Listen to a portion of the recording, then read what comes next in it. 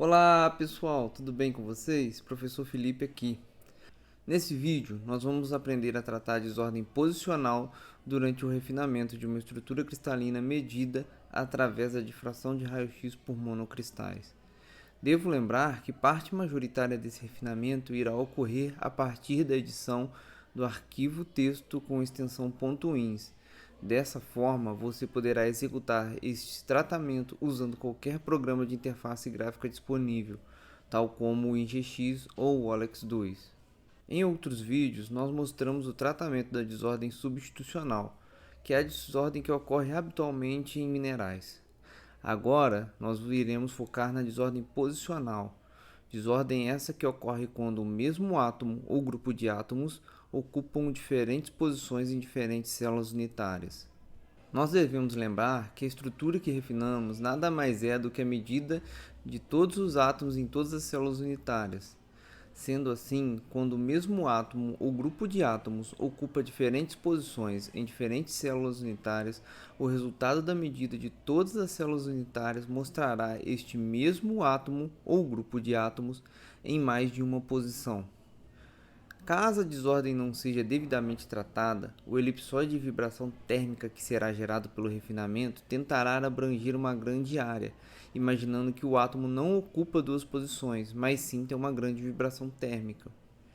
Esse tipo de resultado não descreve a real natureza química da estrutura.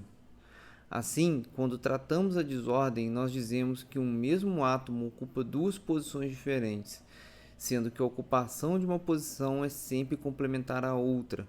No caso acima, 50% do átomo ocupa a posição do C3A e 50% ocupa a posição do C3B.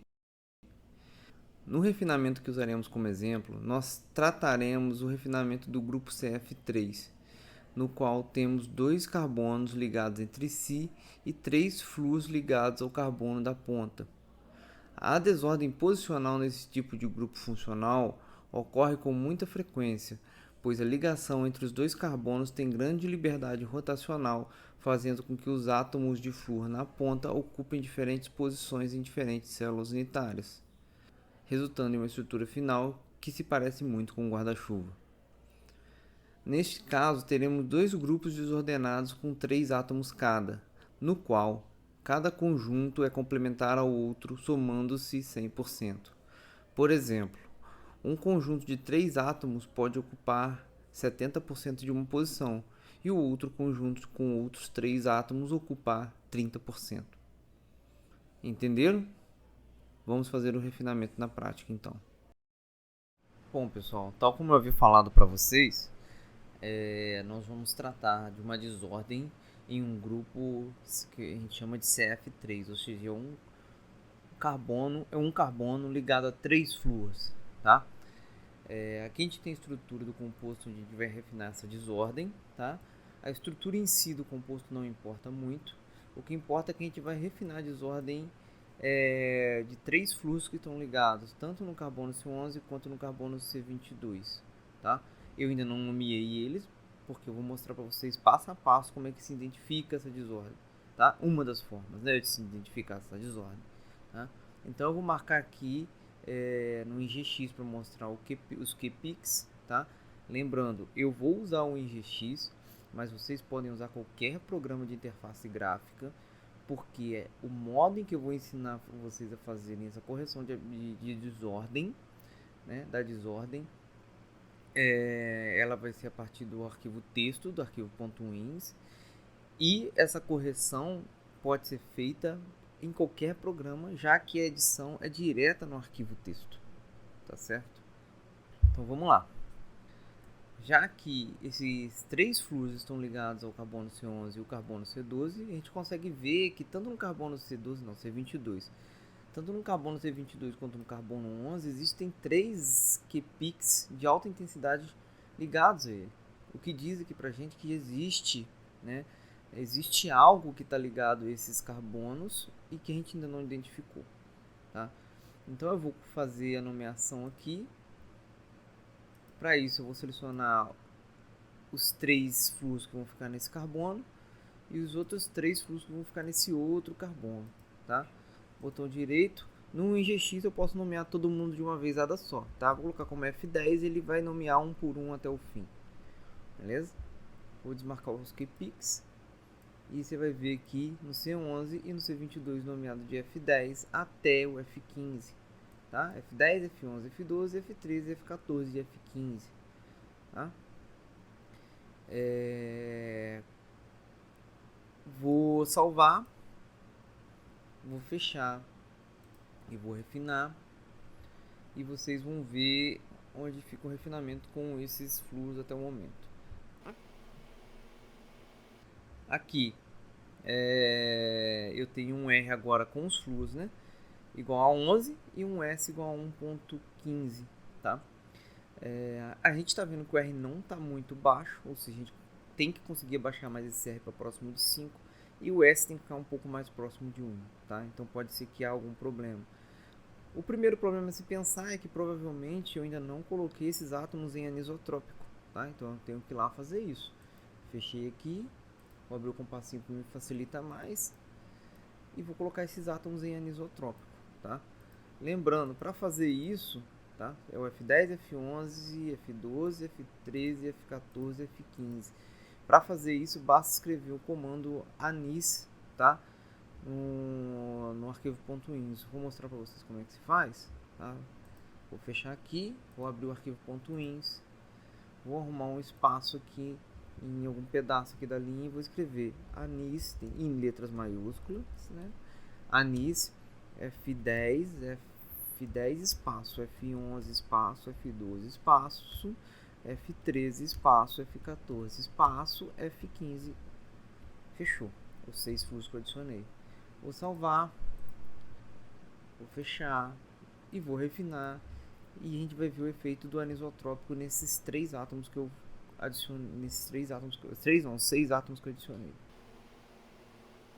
Beleza, o R caiu para 8, o que já melhorou bastante, e o S se aproximou bem de 1. Esse S precisa de um pequeno ajuste, já que ele está abaixo de 1, ele não pode ficar abaixo de 1. Beleza, vou fechar aqui. E agora eu não vou me preocupar em analisar o S nem o R.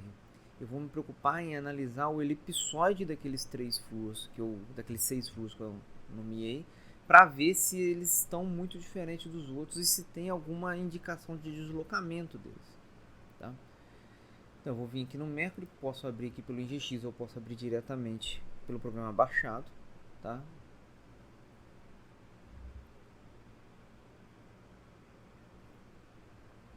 E aqui eu tenho o composto que eu estou refinando.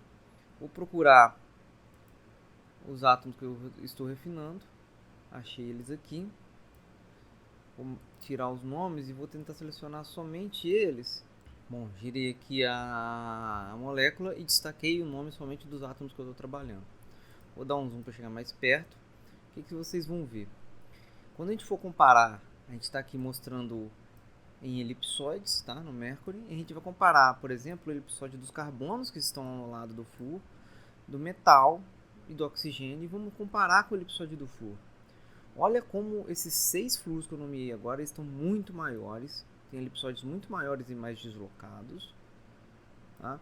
Do que de todos os átomos que estão, os outros átomos que estão no composto. Deixa eu tirar os átomos de hidrogênio, tá? Para facilitar, eu não sei se vai melhorar se eu colocar isso. Colocar só a unidade assimétrica, deu uma reduzida boa, agora fica mais fácil de ver. Tá vendo como é que os elipsoides deles são bem maiores? Então pensa, eu tenho um refinamento com R igual a 8, tá? Que precisa ser diminuído. É lógico que tem outras questões dessas estruturas que precisam ser melhoradas, tá? Mas em teoria, esses seriam os últimos átomos a serem atribuídos no caso, e eu ainda preciso diminuir esse R. Se eu vejo elipsoides grandes e deslocados da forma como eles estão, em comparação aos outros que são bem menores, eu posso começar a pensar em problema de desordem, tá? Desordem ocupacional. Tá? Lembrando, o que é a desordem ocupacional? É quando a gente tem, na média das células unitárias, o mesmo átomo ocupando 2 posições. Tá? Vou fechar o Mercury aqui. Vou abrir o compassinho após o refinamento para verificar isso. Habilitar os keypicks. E vou olhar para o flúor F10, F11 e F12 que estão aqui. Vou tirar os QPIX para vocês verem eles aqui. E vou mostrar os QPIX após. O que eu tenho além dos QPIX, além do átomo F10, F11 e F12? Eu tenho mais 3 QPIX, indicando uma outra posição para outros 3 átomos. O que pode estar acontecendo nessa estrutura? E o mesmo ocorre aqui no C22, tá vendo? No F13, F15 e F14. Vou tirar aqui, vou localizar, eles estão aqui. E vou colocar os QPIX. Você vê que tem aqui um Q9, um Q15, Q13 e um Q17. Também mostrando que existem mais 3 átomos aqui possivelmente, tá? Tal como eu já vi sugerido na parte inicial do texto, acontece muito em grupos com CF3 que essa ligação carbono-carbono aqui, ó, vou tirar os QPIC para vocês verem, no caso aqui C11 e C12, ela gire. Então esse grupo ocupa 2 posições em diferentes células unitárias e a média delas vão dar um grupo funcional, no caso aqui com 6 átomos em vez de 3. Mas por que dá 6 átomos? Porque esses 6 átomos são complementares entre si. Tá? E como que a gente vai fazer esse refinamento? Eu vou tirar os QPIX e vou colocar todo mundo em isotrópico de novo, porque uma coisa importante que a gente tem para fazer um tratamento de desordem é ter certeza que está todo mundo em isotrópico. Beleza? No IGX é só o botão direito, marca isotrópico. Ok? Salva e refina, volta todo mundo a ser isotrópico. Tá? Quando você refina um átomo que já começou em anisotrópico, muitas vezes você tem um problema de instabilidade de refinamento, então não compensa. Tá? Então volte os átomos para isotrópico antes de fazer o refinamento de desordem. A gente refinou, a gente viu que o R subiu ali um pouco, porque eu tirei o anisotrópico, é claro. E a gente volta aqui e a gente consegue de novo localizar F10, F11, F12, marca os QPIX e a gente vê que existe um deslocamento de densidade eletrônica sobre esse grupo funcional. Beleza. Para eu começar a refinar, eu tenho que colocar outros 3 átomos nessa posição, porque é como se esses 3 átomos principais que eu já nomeei ocupassem também outras posições. E se essa ligação entre o C11 e o C12 gira, ela gira e desloca todos os átomos ao mesmo tempo. Então, se 3 átomos estão aqui ligados ao carbono e essa ligação gira, eu vou ter esses mesmos 3 átomos em outras posições. Então, eu preciso nomear os complementares deles em 3 outras posições. Eu vou clicar aqui, eu vou nomear 3 outras possíveis posições. Vou colocar o Q3 aqui como F10A, que seria o complementar do F10. O Q6 como F11A, que seria o complementar do F11. E aqui o Q12 como F12A, que seria o complementar do F12. Está todo mundo isotrópico. Vou salvar. Vou fechar. E agora eu vou lá no arquivo .ins. Vou abrir. Vou arrastar lá para baixo, porque normalmente mais para o final do arquivo fica os átomos que eu acabei de nomear. Tá? Aqui eu tenho F11, F12, F10, F11 e o F12, F13, F14 e F15. Eu vou separar o F13 e o F14 e F15 porque eu ainda não estou tratando deles. Para eu não bagunçar o refinamento do desordem que eu estou fazendo em um dos grupos, eu vou colocar ele aqui para baixo, tá vendo? Eu cortei e colei eles um pouco abaixo só para poder separar em blocos.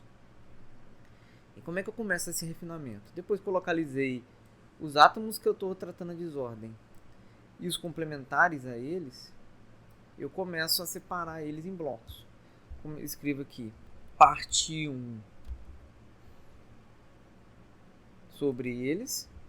E depois do fim do primeiro bloco, ou seja, depois do F12, que é o terceiro átomo que está desordenado que eu vou tratar, eu escrevo parte 2. Como o F10 é complementar, o F10A é complementar ao F10, o F11A ao F11 e o F12A ao F12, eu tenho que fechar esse bloco aqui escrevendo parte 0. Beleza? Agora o refinamento sabe que os 2 grupos desordenados são complementares entre si com essa combinação. Continua no próximo vídeo.